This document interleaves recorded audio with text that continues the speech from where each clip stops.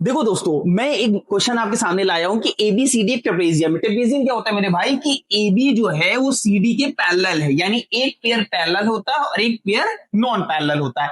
अब इस क्वेश्चन में ये कहा गया है कि जो इसके डायगोनल है, डायगोनल आप समझ रहे होगे मेरे भाई, जो डायगोनल है ना एओ अपॉन बीओ, ठीक है, बराबर होना चाहिए सीओ अपॉन डीओ। ये तुम्हें प्रूफ करके दिखाना, यानी शो करना है मेरे भाई, ठीक है।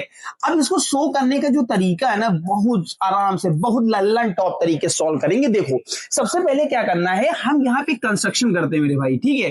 कंस्ट्रक्शन क्या करेंगे कि हमने क्या किया, यहाँ पे एबी के पैरेलल एक्स वाई ड्रॉ कर दिया।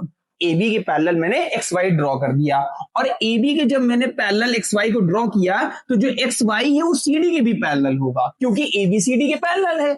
मेरी बात है, जब एबी सीडी के पैरेलल है, एबी एक्स वाई के पैरेलल है, तो सीडी इसके भी पैरेलल होगा। यानी हम लिख सकते हैं एक्स वाई जो है वो सीडी के भी क्या है, पैरेलल है।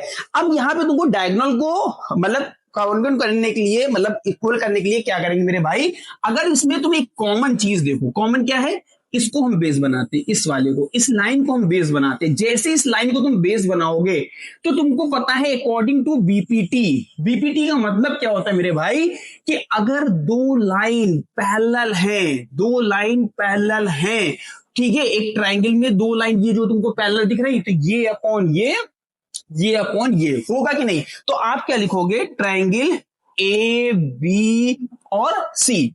तो जब आप ए बी सी लिखोगे तो यहां पे आप लिखोगे, ठीक है, एओ अपॉन बीओ, ठीक है, सॉरी सीओ, ठीक है, एओ अपॉन सीओ हो जाएगा एबीसी में, ठीक है। मैं थोड़ा सा क्लियर और लिख दे रहा हूं, ट्राइंगल, ठीक है, ट्राइंगल, अरे मेरे भाई रुक जा, ट्राइंगल ए बी सी जो है इसमें तुम्हें क्या दिखना है, एओ अपॉन, ठीक है, सीओ इज इक्वल टू ये अपॉन ये, और इधर से क्या लिखोगे आप, बी वाई अपॉन, ठीक है, सी वाई।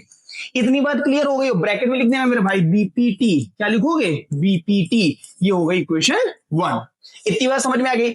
अब इसी बेस पे ये जो तुमने अभी लिया है ना, ये सेम बेस पे जैसे हमने अभी क्या लिया है, एबीसी लिया था, अब तुम क्या करोगे, इसी सेम बेस पे ये ट्राइंगल ले लो, ये वाला ट्राइंगल ले लो मेरे भाई, ये वाला, ठीक। तो इसका नाम क्या हो जाएगा, ट्राइंगल, ठीक है, बीसीडी। क्या हो जाएगा, बीसीडी। देखो ध्यान से, बीसीडी। अब जैसे बीसीडी लिया तो इसको भी अगर हम प्रोपोर्शन में लिखेंगे, देखो ये इसके पैरेलल है, ये इसके पैरेलल है, तो यानी ये अपॉन ये अपॉन ये। तो हम यहां पे लिखेंगे कि जो बीओ है वो बराबर होगा डीओ के, और इधर क्या होगा, बीवाई जो है वो बराबर होगा सीवाई के, और ब्रैकेट में लिखोगे बीपीटी। क्या लिखोगे, बीपीटी, और ये है कोई इक्वेशन 2। अभी मेरी बात समझ में आ गई।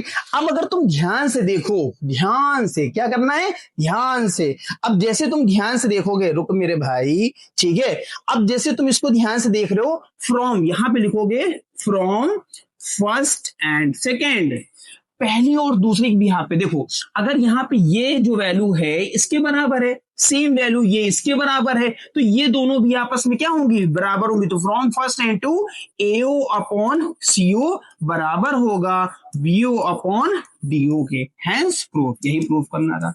कैसा लगा, मजा आया, लाइक ठोक के जाओ।